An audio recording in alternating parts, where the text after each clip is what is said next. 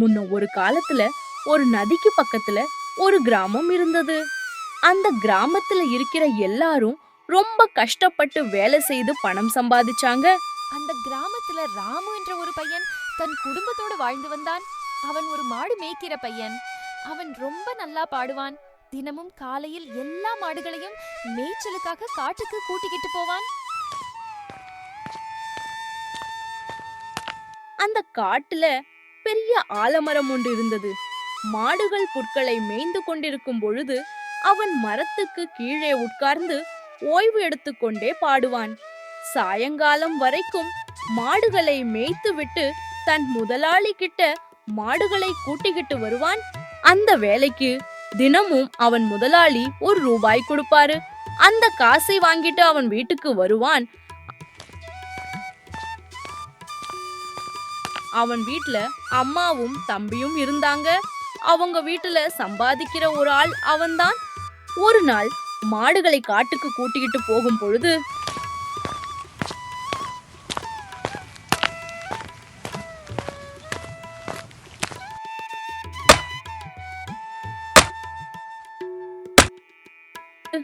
ஒரு ஆள் அங்கே இருந்த ஒரு ஆலமரத்தை வெட்டி கொண்டிருந்தார். அந்த நபர் மரத்தை வெட்டாமல் இருக்க ராமுக்கு ஒரு யோசனை வந்தது. உடனே அந்த ஆள் அருகில் சென்று புத்திசாலித்தனமான ஒரு விஷயத்தை சொன்னான். இந்த மரத்தை பற்றி உனக்கு தெரியாதா? ரொம்ப வருடங்களுக்கு முன்னாடி இந்த மரத்துக்கு ஒரு சாமியார் ஒரு ஆசீர்வாதம் கொடுத்தாரு. யாராவது இந்த மரத்தை வெட்டினால் உடனே இந்த மரத்திற்கு உயிர் வந்து வெற்றவர்களை கொன்றுவிடும் என்றான். ராமு சொன்னதை கேட்ட அந்த ஆள் அவன் சொன்னதை அப்படியே நம்பி பயந்து ஓடி போனான்.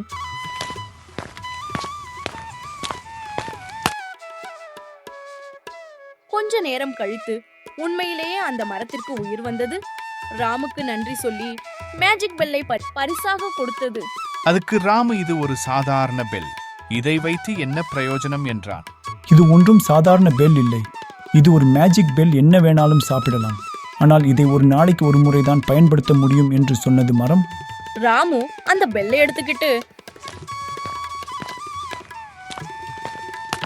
சாயங்காலமா மாடுகளை முதலாளி கிட்ட திருப்பி கொண்டு வந்து விட்டுட்டு வீடு திரும்பினான்.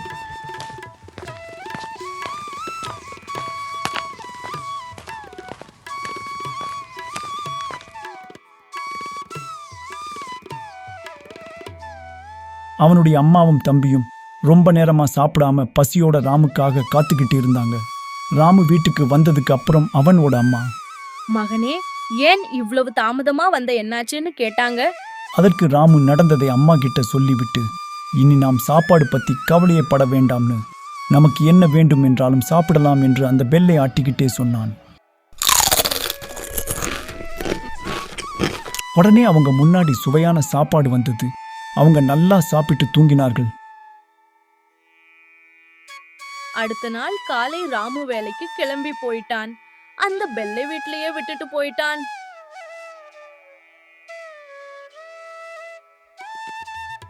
சாயங்காலம் வீட்டுக்கு வரும்போது ராமு ரொம்ப பசியோடு வந்தான். அந்த பெல்லை வைத்து ருசியான சாப்பாடு சாப்பிடலாம் என்று அவன் நினைத்தான்.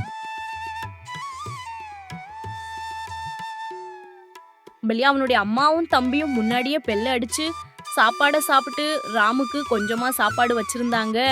பெல்லை ஒரு நாளைக்கு ஒரே முறைதான் பயன்படுத்த முடியும். ஆனால் ராமுவால எதுவும் பண்ண முடியவில்லை. அதனால் அவன் ரொம்ப கோபமாக இருந்தான். இந்த மேஜிக் பெல் என்னுடையது. எங்க அம்மாவும் தம்பியும் நல்லா சாப்பிட்டுட்டு எனக்கு கொஞ்சமா சாப்பாடு வச்சுட்டாங்க. அதனால நான் இனி இந்த பெல்லை என்னுடனே வச்சுக்க போறேன் அப்படின்னு ரொம்ப சுயநலமா யோசிச்சான் ராமு. அடுத்த நாள் காலையில பெல்லை அவனோடே கொண்டு போனான். அவன் அம்மாவும் தம்பியும் பெல்லை வீடு முழுவதும் தேடினாங்க. ஆனால் கிடைக்கவில்லை. சாயங்காலம் ராமு வீட்டுக்கு திரும்பி வந்ததும் ராமுவோட தம்பி ராமுவிடம், அண்ணா, எனக்கு ரொம்ப பசிக்குது. நான் ரொம்ப நேரமா நீ கொண்டு வந்த பெல்லை தேடிக்கிட்டே இருக்கேன். ஆனா எவ்வளவு நேரம் தேடியும் அது கிடைக்கல என்று சொன்னான். இத பார்த்து கொண்டிருந்த ராமுவோட அம்மா அவன்கிட்ட ரொம்ப கோவப்பட்டாங்க. நீ இந்த பெல்ல உன்னுடன் கொண்டு சென்றியா?